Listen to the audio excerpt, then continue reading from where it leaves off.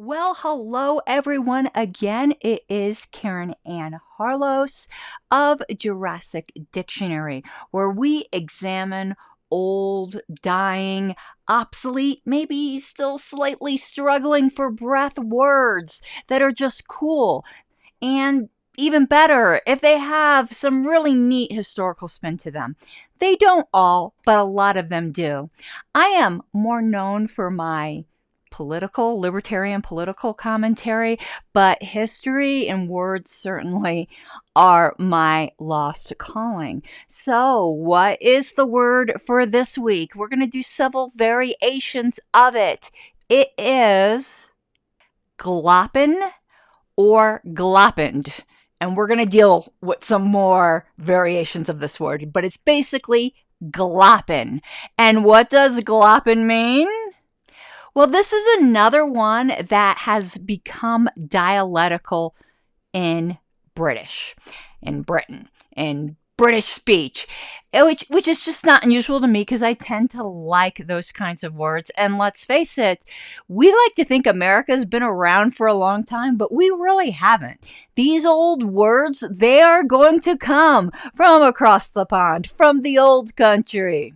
So gloppen or gloppened means to be surprised, to be alarmed surprise, if you will, even astonish. Now, I had never heard this word before. Found it in one of my word books and I'm like, I like it.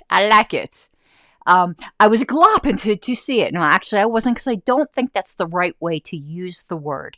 It does come from at least Middle English, though I've seen some references that says it has its roots back in Old English. So we are really getting back there. But for Middle English, we are looking at, I think it's 1150 to 1400 AD. And as I said, apparently this was more widespread before. It's now relegated to British dialect, but I don't care. This Yankee loves it.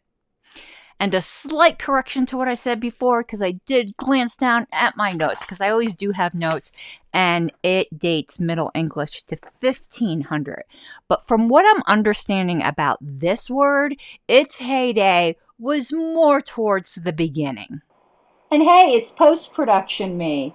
Later on, I'll talk about how it was in the 1400s that there were all kinds of variations of this word. So who knows? It seems like it dates back to Old English up through about 1400. But let me know what you know.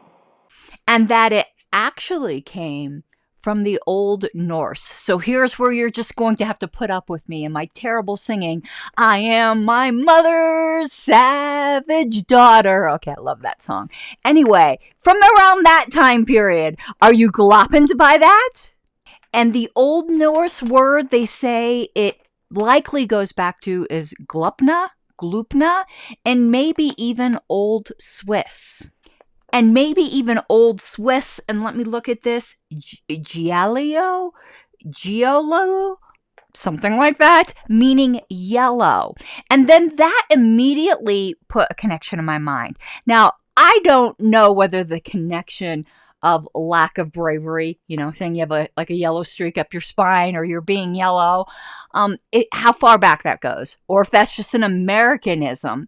But when I put these two together and I was just getting the sense of the word gloppen in astonished surprise, to me, it carried the connotation of fear or lack of bravery or like, that sort of thing, like jumping on the chair when you see a mouse, you were gloppened by the mouse. Now, does that go back to that word yellow? I don't know. Maybe you do. There was so little on this that I would love it in the comments. Anything you can tell me about this. Now, I'm looking at some of the historical uses in OED. I do have a subscription to the Oxford English Dictionary with its more advanced research capabilities. It did seem to carry that sort of fearful astonishment rather than the wonderment or childlike astonishment, if that makes any sense. But it gave some variations of this word, like it's a verbial form, it's adjective form, and I want to go over these with you because they are just great. They're delightful, as one might say. And they all come from around 1400, which is actually Old English. So we're either talking very early Middle English or late Old English. So first one, at gloppening. Do y'all remember the fappening? Maybe I shouldn't have mentioned that. Don't look it up.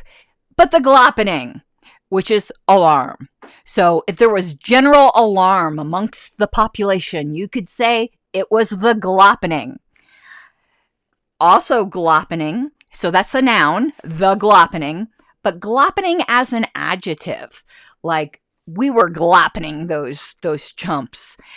That would be meaning distressed, to make distressed or sorrowful, also from around 1400. Definitely not a good kind of astonishment. Then the intransitive, to glop. To glop means to stare, to gaze in alarm or wonder. There's so many great uses of this word, isn't it? And see if I can pronounce this correctly. Gloppenedly. Gloppenedly.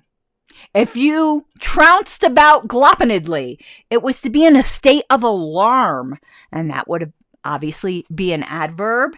And best of all, to be a gloppened. I was done a gloppened. And that means frightened or startled. Isn't it cool? I love it.